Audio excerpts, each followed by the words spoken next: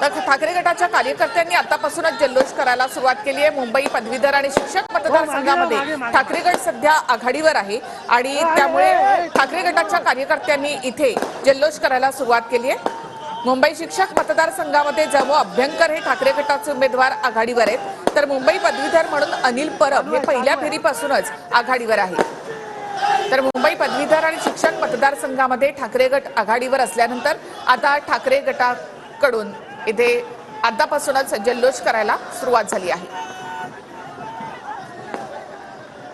आणि कोकण पदवीधर मतदारसंघांचा निकाल जो आहे तो लागणार होता, परंतु आपण पाहतोय की मतमोजणी केंद्राच्या बाहेर ठाकरे गटाकडून जल्लोष केला जातोय, कारण अनिल परब यांचा पदवीधर मतदारसंघातून विजय जवळपास निश्चित मानला जात असल्याने ठाकरे गटाच्या पदाधिकाऱ्यांकडून जो आहे तो या ठिकाणी जल्लोष मानला जातोय। मुंबई पदवीधरसाठी ठाकरे गटाकडून अनिल परब आणि भाजपकडून किरण शेलार यांची खरं तर उमेदवारी होती। यांच्यामध्ये मुख्य लढत जी आहे ती मुख्य लढत असलेली आपल्याला पाहायला मिळत होती।